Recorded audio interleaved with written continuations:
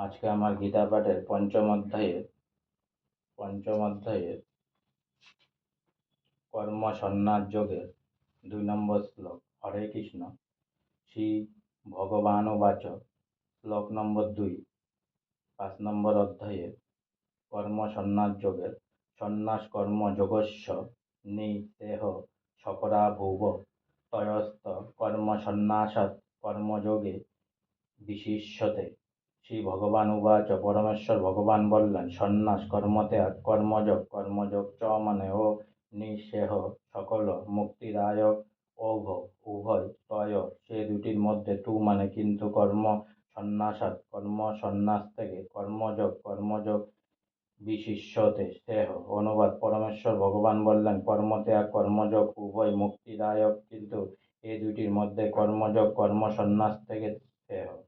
তাৎপর্য: ইন্দ্রিয় তৃপ্তির জন্য যে সকাম কর্ম করা হয় তা মানুষকে জড় বন্ধনে আবদ্ধ করে রাখে। জীব যখন তার শারীরিক সুখ-স্বাচ্ছন্দ্য বৃদ্ধি করার আশায় নানাবিধ কর্ম করে চলে, তখন সে নিশ্চিতভাবে তার কর্মের ফলস্বরূপ একটির পর একটি বিভিন্ন ধরনের দেহ ধারণ করে এই জড় জগতে ঘুরে বেড়ায় এবং তার ফলে জড় বন্ধন অনন্তকাল ধরে চলতে থাকে। সে সম্বন্ধে শ্রীমদ্ ভাগবতে 5:5-4-6 প্রতিপন্ন করে বলা হয়েছে, নূনং প্রমত্ত কুরুতে বিকর্ম যদিন্দ্রিয় পীতৈ আপৃণোতি ন সাধু মন্য যত আত্ম নহয় মশন্নপি কেলসৎ আশ দেহ পরা ভবস্তা ভববোধ জাত যাবন্ন জিজ্ঞাসৎ আত্মতত্ত্বম যাবৎ কিয়াস্তা বদিদং মন বৈ কর্মাত্মকং যেন শরীরবন্ধ এবং মন কর্মবশং প্রযুক্তপ্তে বিদ্যায়াত্মনু পদীয়মানে প্রীতিন যাবন্নাহি বাসুদেবেন মুচ্যতে দেহযোগেন তাবৎ। ইন্দ্রিয় সুখ ভোগ করবার জন্য মানুষ উন্মাদ এবং সে জানে না যে তার ক্লেশদায়ক দেহটি হচ্ছে তার পূর্বকৃত সকাম কর্মের ফল।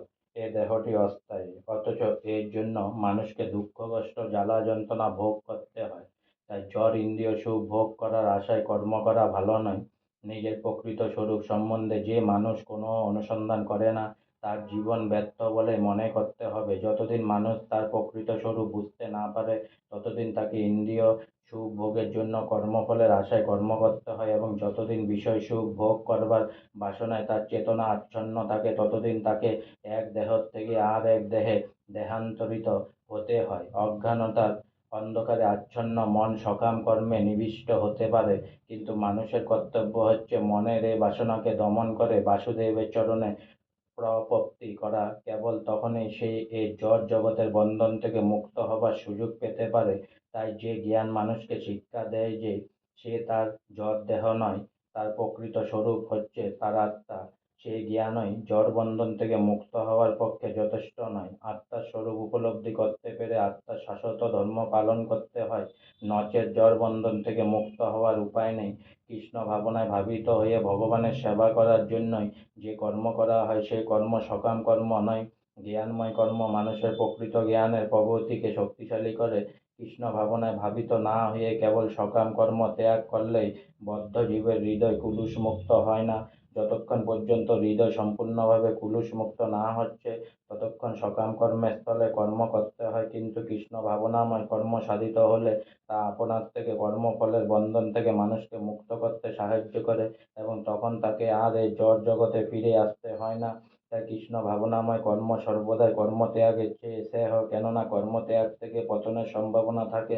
কৃষ্ণ ভক্তিবিহীন বৈরাগ্য অপূর্ণ, সেই কথা শ্রীল রূপ গোস্বামী তার ভক্তি শামিত সিন্ধুতে পূর্ব 2:2-5-6 বলেছেন, প্রাপঞ্চিক তয়া বুদ্ধা হরিসম্বন্ধি বস্তন মুমুক্ষুভি পরিত্যাগ বৈরাগ্যং ফল্গু কর্ততে।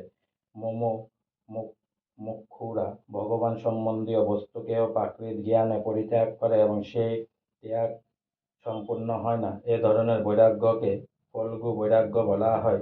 আমরা যখন বুঝতে পারি যে সব কিছুই ভগবানের, আমাদের কিছু নয়, তাই আমার বলে কোনো কিছুর উপর আমাদের অধিকার বিস্তার করা উচিত নয়, তখন ত্যাগের সম্পূর্ণতা আসে। মানুষের বোঝা উচিত বাস্তবিক কোনো কিছুই তার নিজের নয়, তাহলে ত্যাগের প্রশ্ন আসে কোথার থেকে? যে জানে সব কিছুই হচ্ছে ভগবানের সম্পত্তি, সে নিত্য বৈরাগ্যযুক্ত। যেহেতু সব কিছুই শ্রীকৃষ্ণের, তাই সর্বই শ্রীকৃষ্ণের সেবায় নিয়োগ করতে হয়। এই শুদ্ধ কৃষ্ণ ভাবনায় ভাবিত কর্ম মায়াবাদী সন্ন্যাসীদের কৃত্রিম বৈরাগ্যের চেয়ে অনেক ভালো। আজকে আমার গীতা পাঠের 5 নম্বর অধ্যায়ে কর্ম সন্ন্যাস যোগের 2 নম্বর শ্লোক এখানেই সমাপ্ত হলো। তাই অনেক অনেক সাবস্ক্রাইব করুন, অনেক অনেক লাইক করুন, অনেক অনেক ভালো থাকুন, অনেক অনেক সুস্থ থাকুন, অনেক অনেক আনন্দে থাকুন, অনেক অনেক হেল্প করুন সবাইকে। আর সঙ্গে বলুন হরে কৃষ্ণ কৃষ্ণ কৃষ্ণ হরে হরে, হরে রাম রাম রাম হরে হরে, রাধে রাধে, হরে কৃষ্ণ।